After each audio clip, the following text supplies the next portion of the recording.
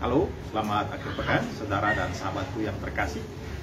Jumpa lagi bersama saya, Pendeta Rudi Rahabean dari Tanah Tinggi, Kota Ambon. Apa kabar, saudara? Harapan dan doa saya, semoga saudara tetap sehat walafiat dalam perlindungan Tuhan yang Maha Kuasa. Saudara dan sahabatku, izinkan saya pada kesempatan ini memberi sebuah informasi dan sekaligus refleksi berkaitan dengan bagaimana membangun rumah ibadah yang ramah terhadap difabel atau disabilitas. Dan tema ini saya juga coba kaitkan dengan momentum menjelang ulang tahun gereja kami, yaitu Gereja Pasaran Maluku yang ke-88 pada tanggal 6 September beberapa waktu yang akan datang. Dan saya rasa bahwa kita akan dapat saling belajar satu dengan yang lain dari berbagai macam sumber. Dan pada kesempatan ini saya hendak belajar dan berbagi bersama dengan salah seorang akademisi yang menulis sebuah buku dengan judul Masjid Ramah Difabel, ya.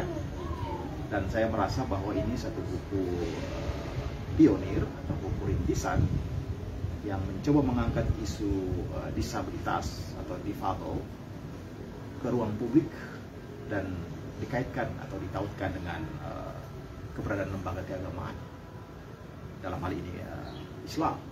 Tetapi saya merasa bahwa buku ini juga bisa menjadi sebuah komparasi untuk mengevaluasi dan mempersuasi lembaga keagamaan yang lain, baik Kristen, Katolik, Hindu, Buddha, dan lainnya.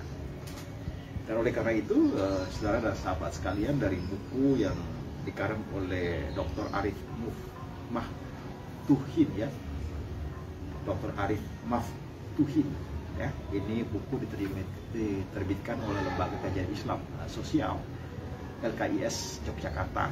Buku baru sebenarnya, saudara dan sahabat sekalian, diterbitkan tahun beberapa tahun yang lalu, 2019, ya, belum terlalu lama.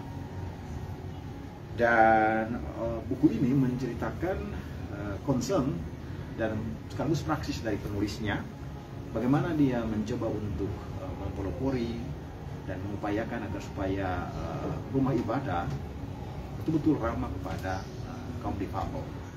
Dan ini dimulai dari masjid di Universitas Islam Negeri Sunan Kalijaga di Yogyakarta. Dalam buku ini, selain pengalaman masjid di UIN Sunan Kalijaga yang semakin inklusif karena memberi akses kepada kaum difabel, seperti akses jalan kepada kaum difabel, demikian juga fasilitas, ya, yang ramah kepada kaum difabel. Tetapi juga buku ini memberikan sebuah perbandingan lagi dengan masjid-masjid di Timur Tengah, khususnya di masjid di Arab Saudi seperti Masjid Nabawi, ya, saudara dan sahabat sekalian. Kemudian juga beberapa masjid di sana yang menurut dia sangat inklusif karena menyediakan akses bagi kaum difabel. Dan dalam buku ini juga, saudara dan sahabat sekalian, ada informasi tentang kelompok yang memperjuangkan inklusivitas kaum difabel di ruang publik, khususnya dalam ruang-ruang keagamaan.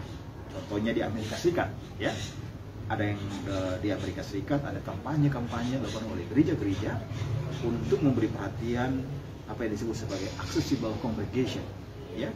Jadi negara seperti Amerika juga terus berjuang untuk membuka ruang bagi kaum difabel untuk semakin terakses dalam bangunan rumah ibadah. Nah, apa yang mau ingin saya sampaikan dengan sharing buku ini, saudara dan sahabat sekalian?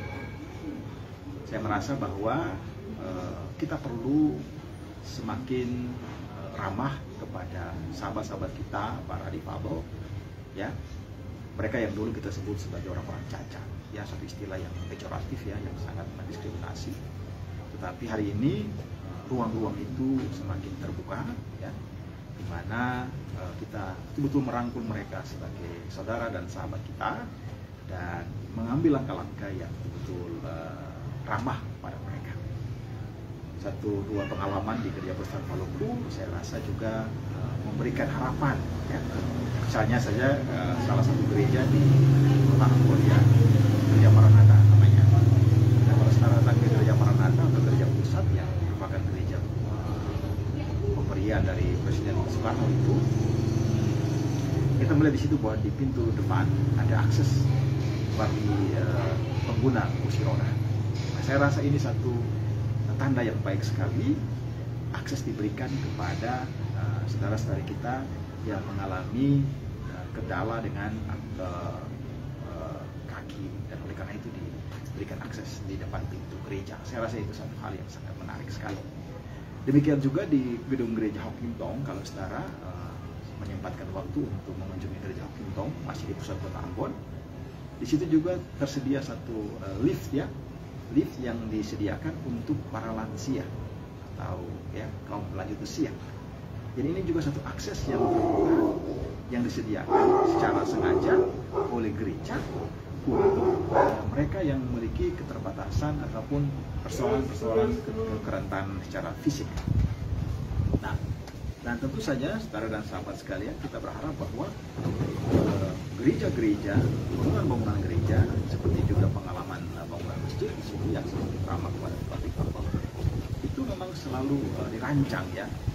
Bagi yang sedang membangun atau mempersiapkan gedung gereja yang baru, saya juga sarankan ya, sediakanlah akses yang maksimal kepada difabel, kaum difabel, sehingga mereka juga dapat datang ke gedung gereja dengan baik kan?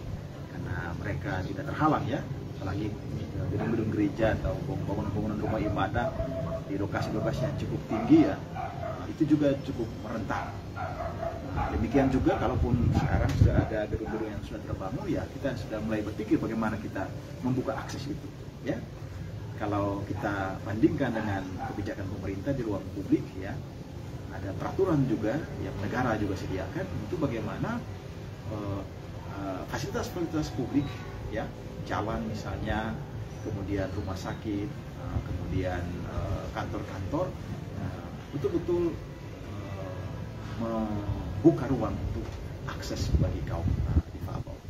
Nah, saya rasa secara teologis keberadaan saudara-saudara kita kaum difabel dan kaum disabilitas adalah bagian yang utuh dalam kemanusiaan. Semua orang diciptakan sama di hadapan Tuhan, dan oleh karena itu mendapat akses yang sama untuk datang ke rumah Tuhan, untuk datang membangun persekutuan, kebersamaan, berjumpa dengan Tuhan dan berjumpa dengan sesama umat beriman di rumah ibadah.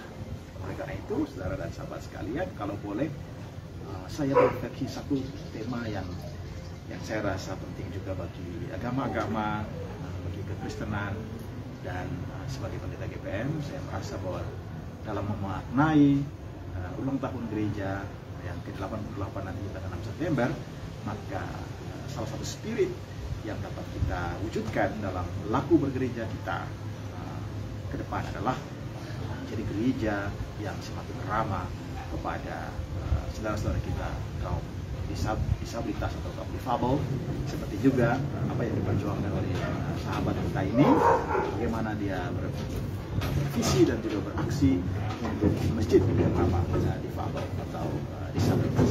Nah, demikian saudara, satu refleksi singkat pada saat ini. Saya lagi selamat datang ke pekan, tetap semangat